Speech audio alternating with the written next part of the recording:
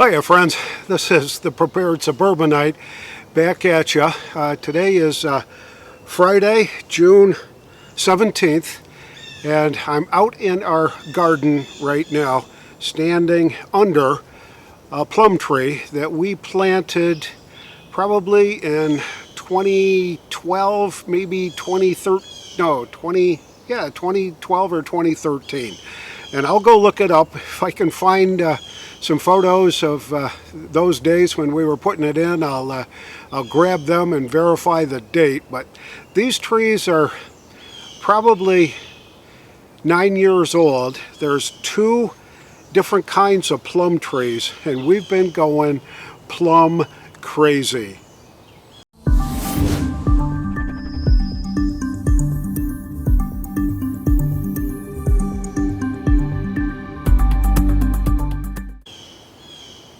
So the two different varieties that we've got, this one here is a Santa Rosa plum tree. The one next to it is a Methley plum tree. They're a little bit different. The fruits are pretty much the same size. They're just regular plum-sized plums, but the Methleys are a little bit darker and a little bit sweeter.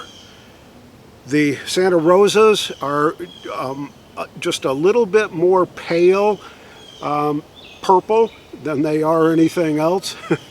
And but they're almost as sweet, but not quite.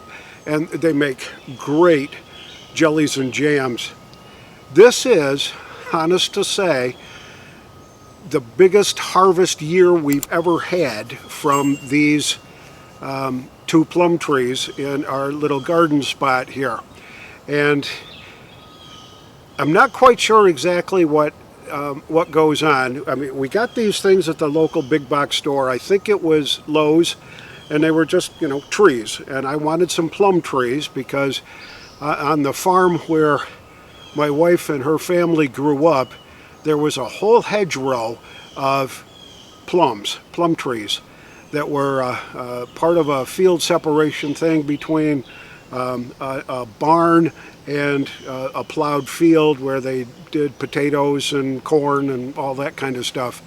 And there was probably 10 or 12 good size plum trees out there. My mother-in-law would go out this time of year and take a couple of bushel baskets with her and throw all the ripe plums in the baskets, take them back in the house, and put them all up as jellies and jams.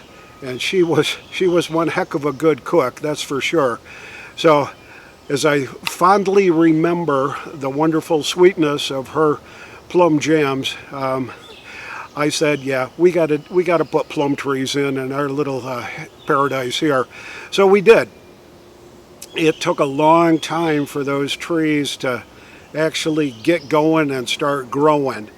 About 3 years ago, they just went crazy. They probably got 25 or 30 feet tall, and the long spindly branches would just grow 10, 12, 14, 15, 18 feet tall. And they'd bend over the whole tree by the time they got the leaves on them and all that.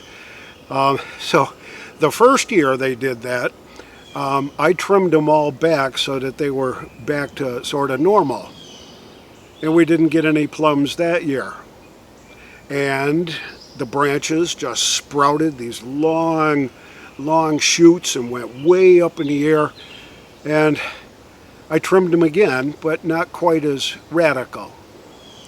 We got a few plums that year, but the tree just continued to grow all these spindly things shooting straight up in the air and out to the sides. So this year I said, oh, to heck with it. I'm just going to let nature take its course. And what happened is that they last year they grew all these long gangly things, and I never trimmed them, never touched them, and just let them go over the winter.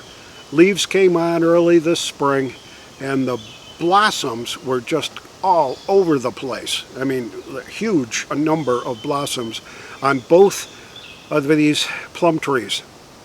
So it was great, and the plums just started popping all over the place.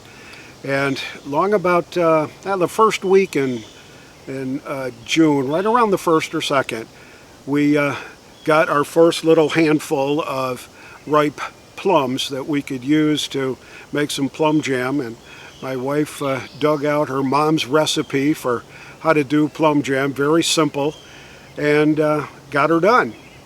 And we put up a little half-pint jelly jar of plum jam. Very tasty.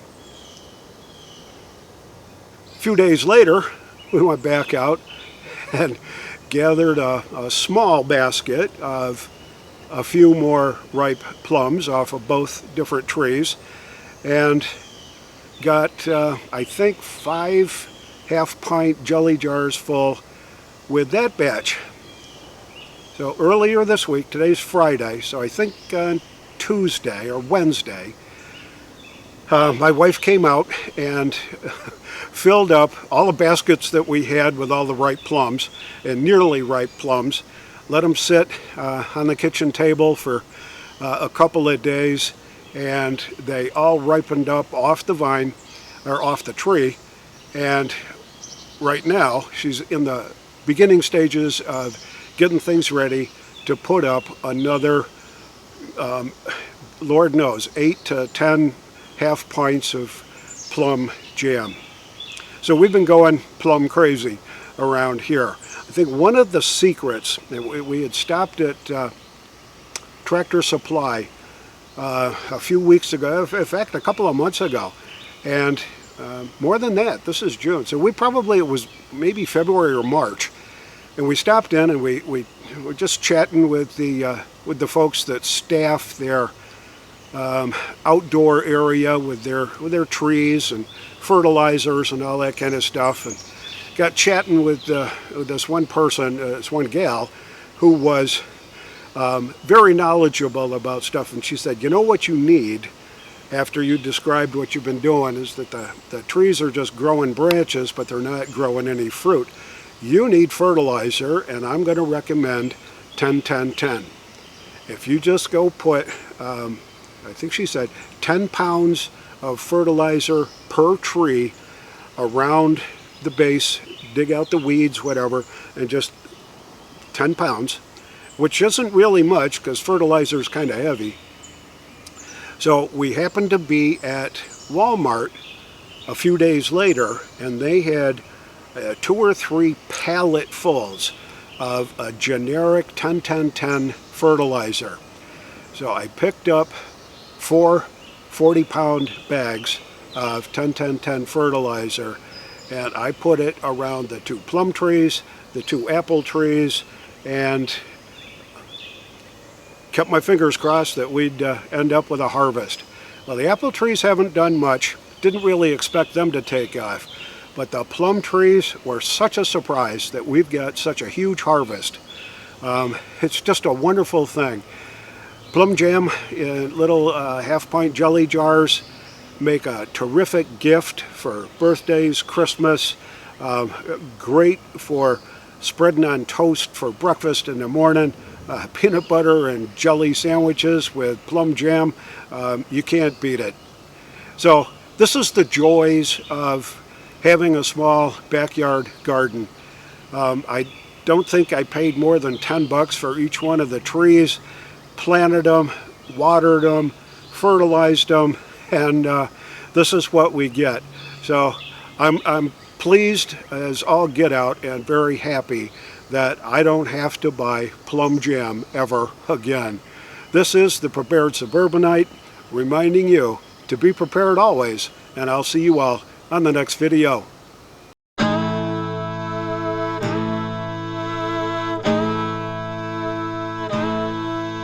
Thank you.